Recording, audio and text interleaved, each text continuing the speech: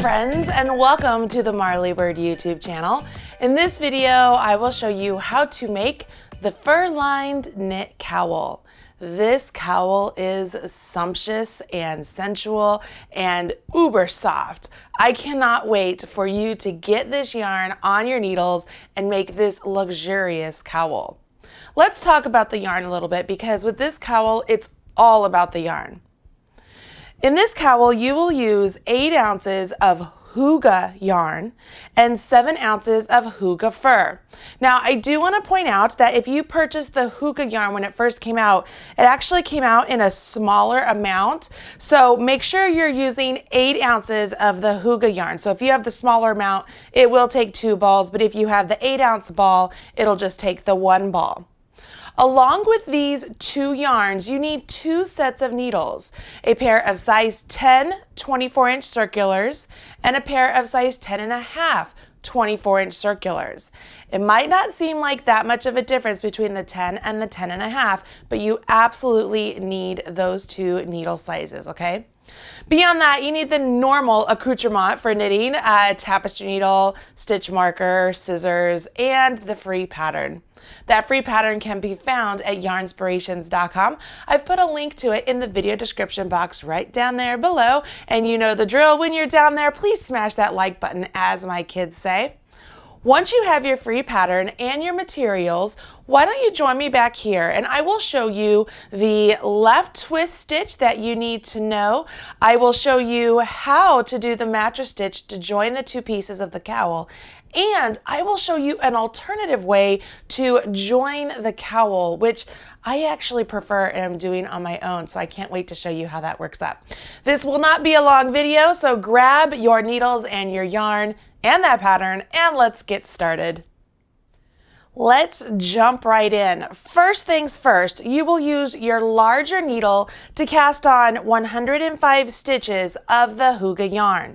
I will give you a little tip. If you leave the tail long enough to where you have a nice long tail, you can use this tail to seam the inner lining of the cowl later. And so mine isn't quite long enough, but if it were, all I would do is wrap it up just like so, and then just make a little butterfly out of it, so that way it is out of the way, but I have it to use later on. Oops, that's just a little bit too short. I have it to use later on should I want to use that to seam things up, so I don't have to join new yarn. So that's a little tip. If you leave the length of your tail long, you can use that to seam. Now, I did use the long tail cast on because I like this nice edge that it gives when you do the long tail cast on. Once you do the cast on, you jump into round 1, and round 1 is just like all other odd rounds. You will knit your knits and purl your purls. Specifically, you will purl 2 stitches, knit 5 stitches, purl 2 stitches, knit 5 stitches, and that is the repeat. It's a 7-stitch repeat for the outer body of the cowl. It's fairly easy. All of the special stitches or left twist stitches are done in that stockinette portion of the cowl. Can you see that nice little line of stitches right there? Those are created by doing what's called a left twist. It's a very easy stitch. We're just going to knit the stitches out of order, and the first one we're going to knit through the back leg. Let me show you.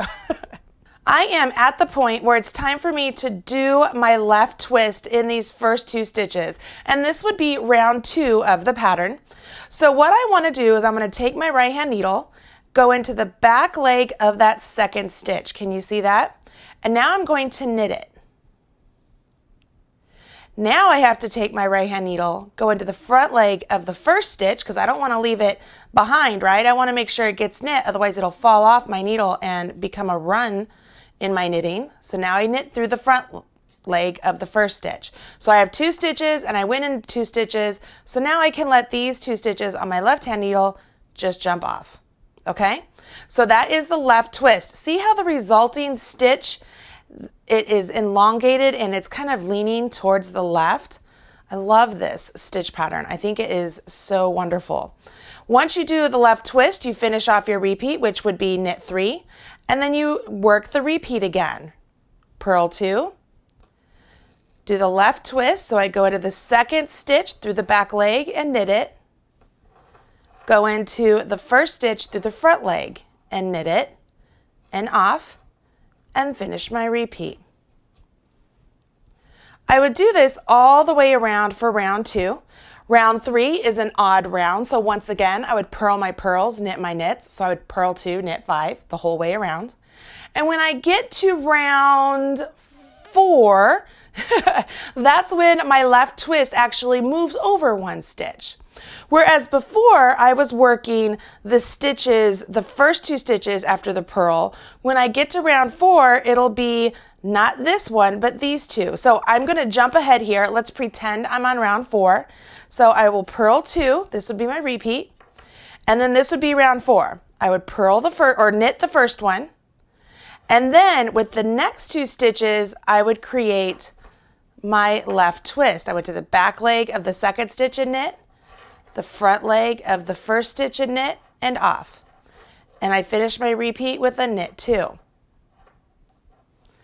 What that does, see the elongated stitch right there? If this had the first one done, it would be right here. And so the elongated stitches all stack on each other and give that really great look. Okay, on round 6, because remember round 5 would be just knit your knits, purl your purls. Round 6 is when you would do a knit 2, and then you're to these 2 stitches and you do your left twist.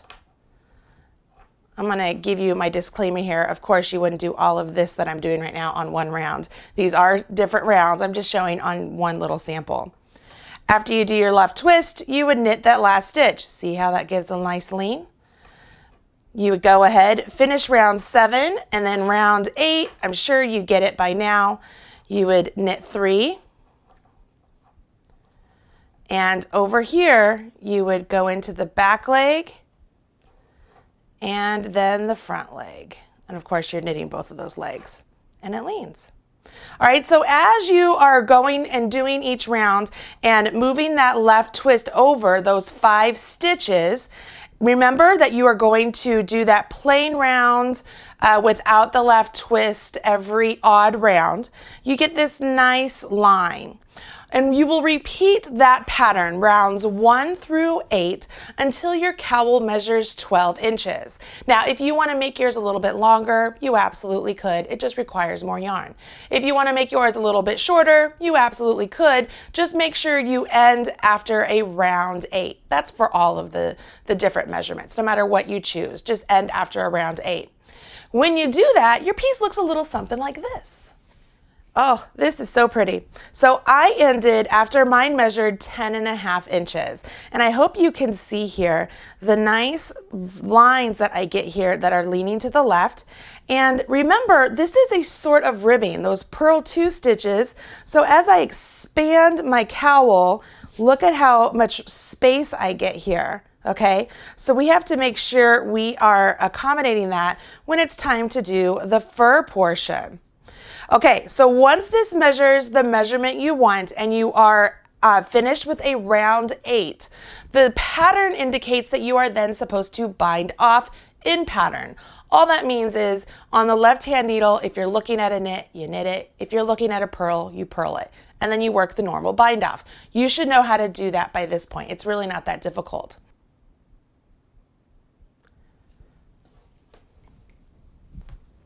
After you do that, it says you're supposed to go ahead and grab your Hygge Fur and your smaller needles and cast on 98 stitches with the Hygge Fur.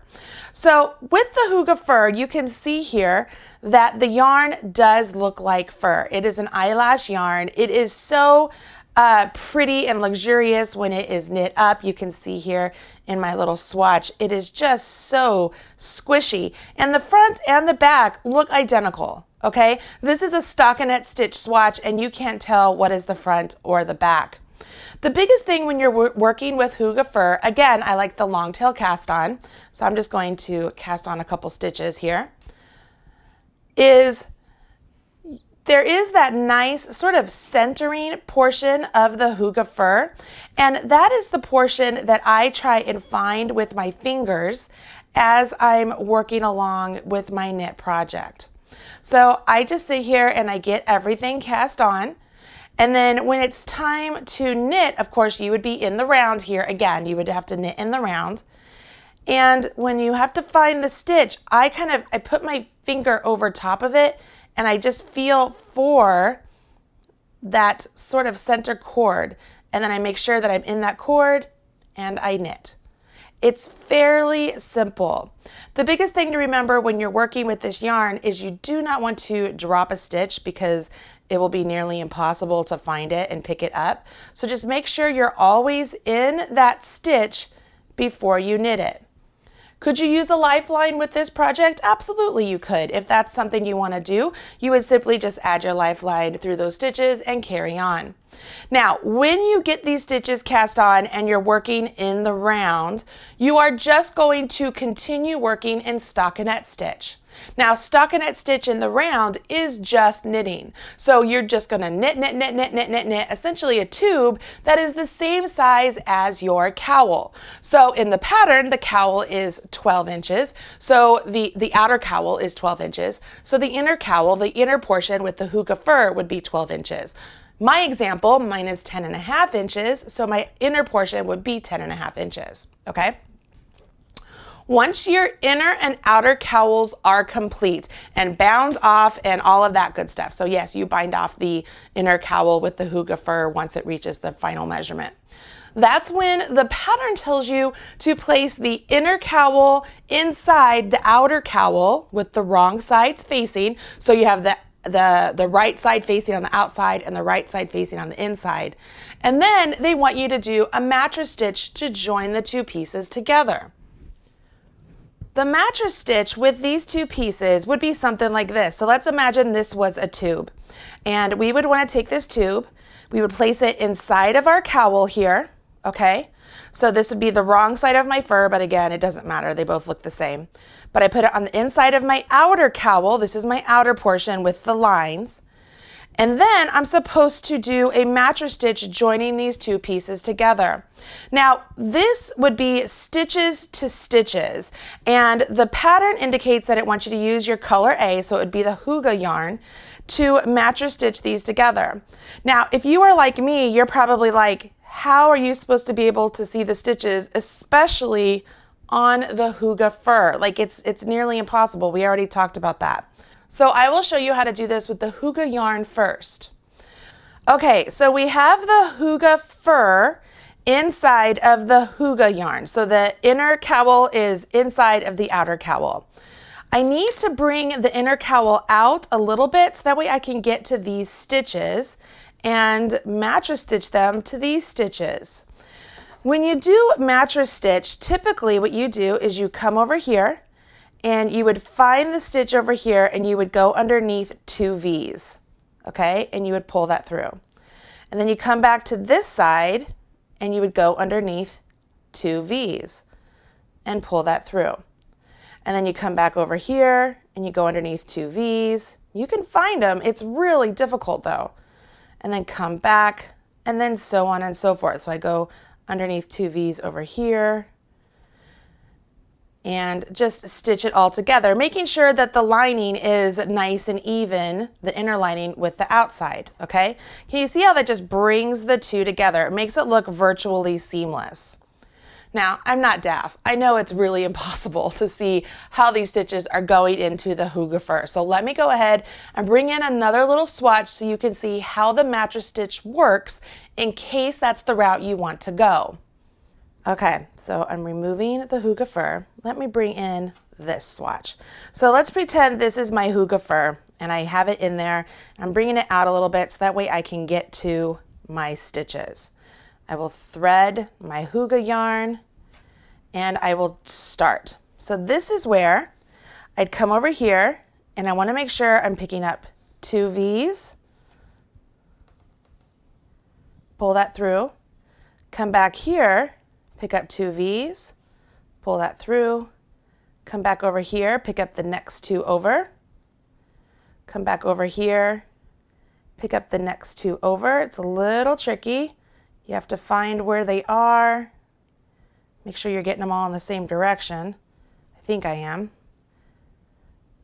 And then you just carry on like that. It's when you're working with stitch to stitch, okay? Now remember, we only did 98 for the Hygge Fur, but we did 105 with the Hygge yarn. So you won't have stitch for stitch. You'll have to skip a couple here and there, but for the most part, that's how you would join it together. See how it's a virtually seamless join. All of the extra bits would be on the inside when it's all done, and your piece would be all joined together. Now you would do this both to the cast on edge to the cast on edge, and then the bind off edge to the bind off edge. Pretty simple, right? You know how to knit the left twist, you know how to knit and stockinette, and now you know how to do the mattress stitch to join it all together. Makes it really easy. Here is where I like to make it even easier, at least for me.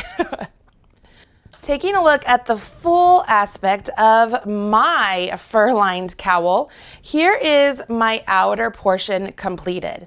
And what I did is when my needles were still on my outer portion, I took my smaller set of needles, let's pretend it were these, it's actually these ones, but if it was these, and all I did is I knit my first round with my smaller set of needles with my different yarn. And then I carried on. Now there's a couple things to think about when you are going to do it this way. Here's the first one. You are transitioning from the Hygge yarn to the Hygge Fur, and the stitch count is going to be different. So you have to figure out how many stitches you need to decrease in order to get to the right stitch count. Lucky for you, I did the math. Yes, I did math. It's a big deal. If you've been following along, I don't like math. So let's look at this together.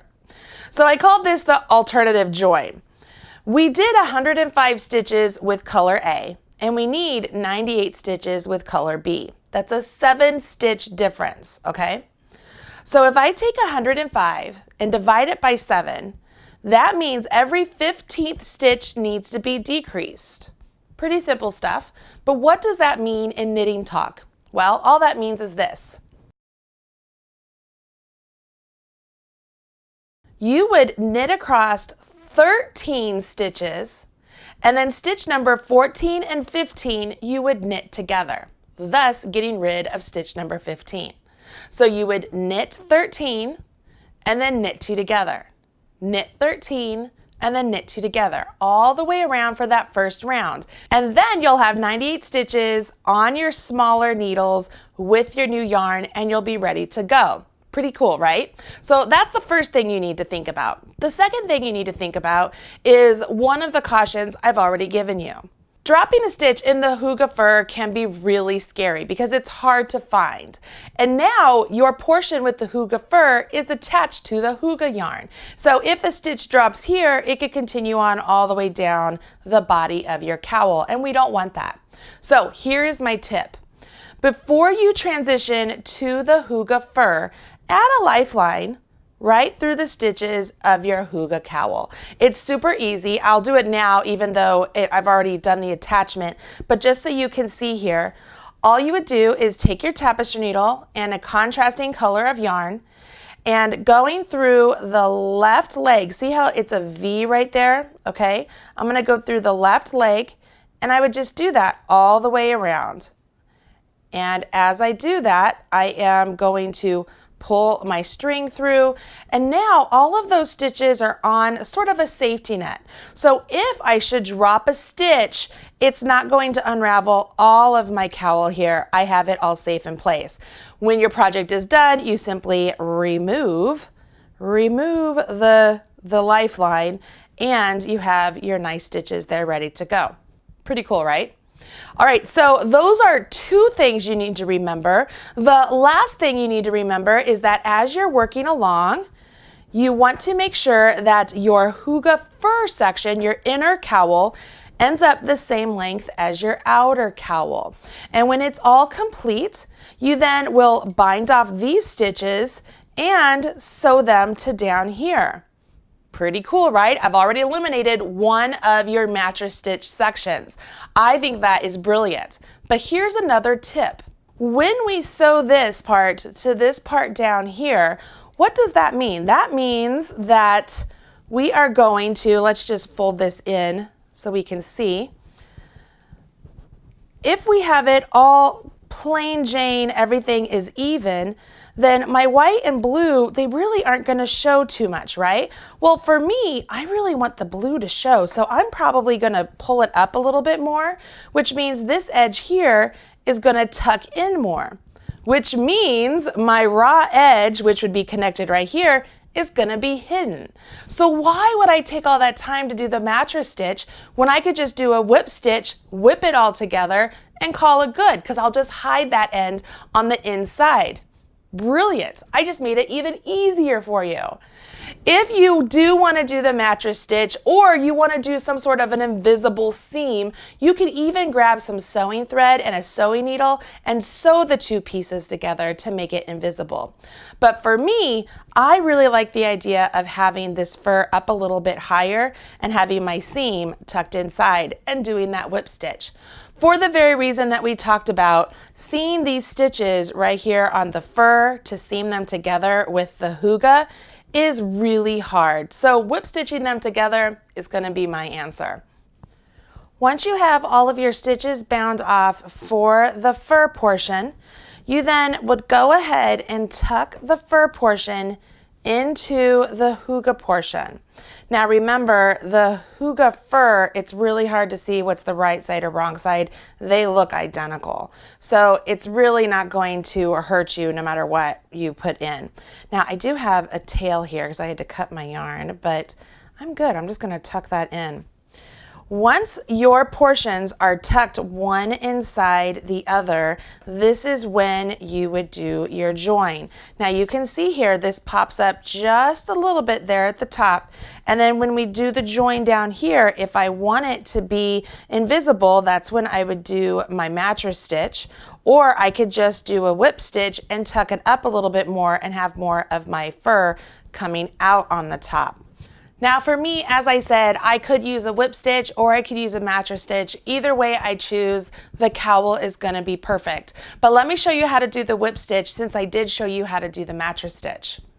For the whip stitch, I would go ahead and I got a length of yarn because I didn't leave a long enough tail on the outer portion. And I will just get it started on the inside here, okay? And now with the inner cowl pulled out a little bit just so I can see it, I am going to grab a stitch somewhere on the bind off edge, okay? And then I'm just going to begin to whip stitch. So I will whip it and whip it good, right? And you just kind of grab a piece out here, grab a bit in here, and pull it together. Grab a piece out here, grab a bit in here, and pull it together. Now you can tell I'm not going stitch for stitch. I'm just grabbing a little bit here and a little bit there and going as consistent as possible, just seeing how it looks here. And I haven't pulled it super tight yet. So once I pull this nice and snug, let's see what it looks like. It's virtually impossible to see, right? It's pretty easy. It's not that big of a deal. And if this portion was tucked into the inside, it's really not going to show.